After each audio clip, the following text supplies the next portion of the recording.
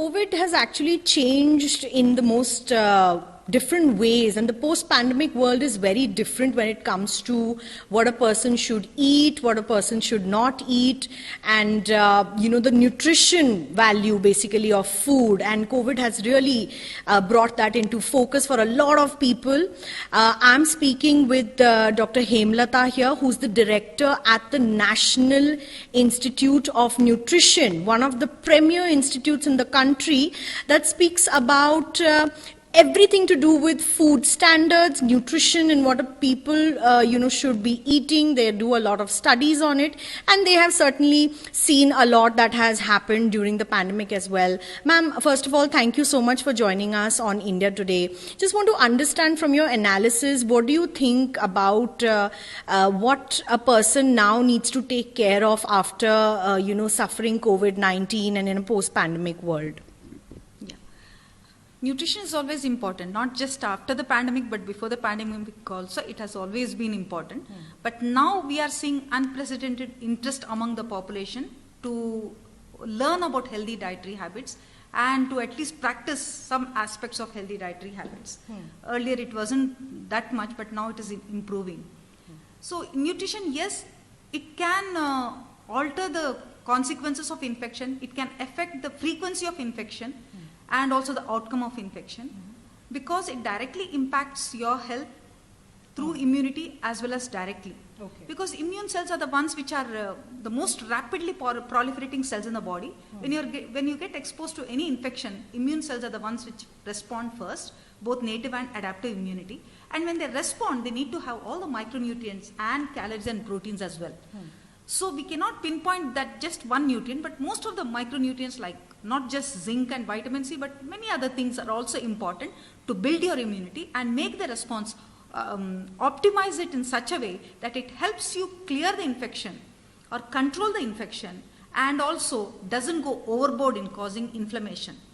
So such kind of regulation also is very important, and these things depend heavily on the dietary habits that you follow.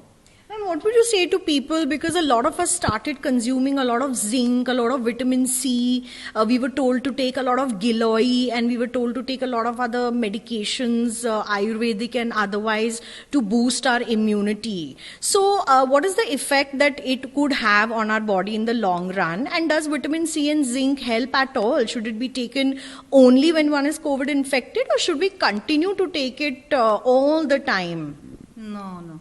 See, zinc, yes, in vitro studies have shown that zinc causes lysis of certain viruses, small studies, and vitamin C also has shown. But then it doesn't mean, there is no robust study to show that, controlled trials are not there to show that zinc will help in COVID recovery. Same is the case with vitamin C. In fact, with vitamin C, if you take pharmacological doses, it does not help actually.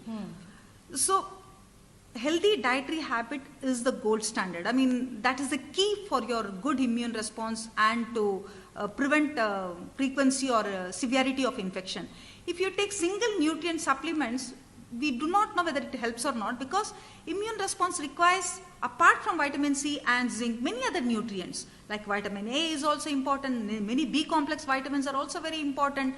And apart from these, essential amino acids are important, essential fatty acids are important, because these are all nutrients that are not synthesized in our body, and we obtained only through wholesome diets by achieving, through eating variety of foods.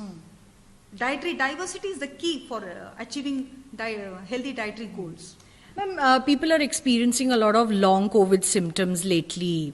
What would you suggest they eat or include in their nutrition, especially if we talk about those who are above the age of 50 or 60? And how should the younger population also stay fit, because long COVID symptoms are persisting right now? Yeah, in some groups, long-term COVID adverse effects are seen.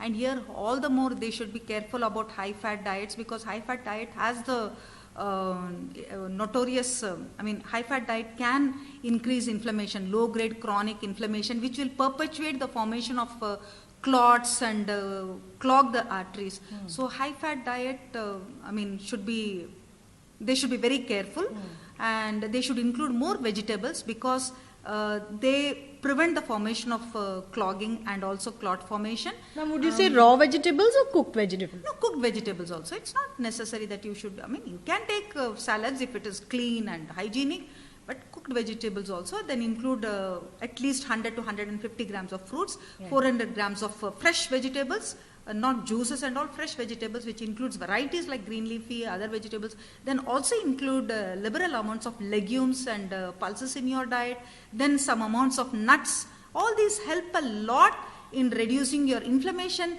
and reducing your predisposition to form clots and clogging of arteries, because most of these consequences and adverse effects have been shown to be because of clot formation. So this can be prevented by healthy dietary habits. And is that why right now NIN is also working on dietary guidelines that could probably help the healthy population take care of themselves and keep their immunity well after COVID?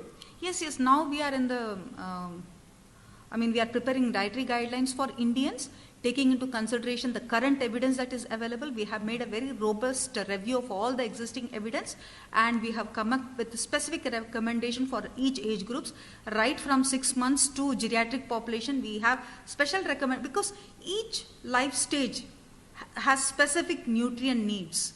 Therefore, it is there for 6 months to 2 years, and then we have for children, for adolescent, men, women, and also geriatric population. And we have also touched upon front of pack labeling, and we also have addressed the issues of high fat diet, high sugar and salt diets, the HFSS foods also. So this is going to be, a very robust, data-driven, with scientific evidence, recommendations for people to lead a very healthy life. That's right, ma'am. In fact, in their quest to lead a lot of healthy lifestyle and eat healthy food, a lot of people have now gone into fad diets like keto and not having milk and switching to almond milk and not eating gluten. What is your opinion as the head of the National Institute of Nutrition? You do many studies and you look at food in and out and its compositions. Can you educate our viewers as to what they would be doing to their bodies if they follow something like a keto or stop eating gluten altogether? Keto diet, there's no scientific evidence to say that you will be having a long time, you will lead a very healthy life even in the long time. Long time. What does keto diet has? It has 70% of the calories from fats. When you're talking about dietary diversity, what does it mean? You get lots of all these varieties of nutrients that you need, 40 plus or 60 plus nutrients. All this come through your diet.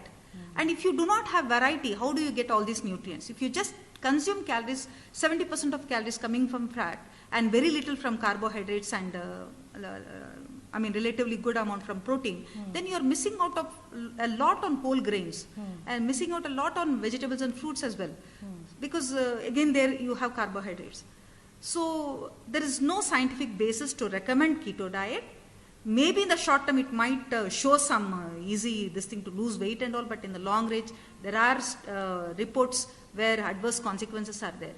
Coming to your next thing, gluten free, gluten, and the other one, not having milk, cow milk especially. See, you cannot compare almond milk with milk analogs with buffalo milk or cow's milk. Definitely you can't compare, and studies have shown and our own reviews have shown that when people with the good amount, recommended amount of milk consumption have lower levels of hypertension compared to people who do not consume milk and milk products. So definitely it has a lot of beneficial effects on your health during adult life, and for children of course it's very important for their linear growth and weight management as well. Then this one, gluten. Gluten is there in wheat. Again, that emphasizes the fact that you should not be consuming just wheat. That's what NIN recommends. Even within food groups, you need to have variety, you need to have diversity. So you take, recommended levels of millets in your daily diet. At least let 15 to 20% of calorie come from millets. When 30 to 40% of your total calorie comes from cereals, have variety in them. Have whole grains also, along with wheat, along with rice. If you just resort to rice and wheat, definitely you will be depleted of so many nutrients and you will be exposed to lots of unwanted products. Yes. Definitely, this is something that the viewers should take very seriously, because we feel that we are looking at a healthy diet, we feel that we are doing keto, so we'll try to ward off. We're looking at new variants of COVID-19 as well, and to keep our immunity good, to keep ourselves healthy, we need to have a balanced diet, and going on fat diets, as Dr. Hemalatha mentioned, is not the answer to being healthy in the long run. Thank you so much for speaking to us, ma'am. This is in Hyderabad, Milan Sharma for India Today.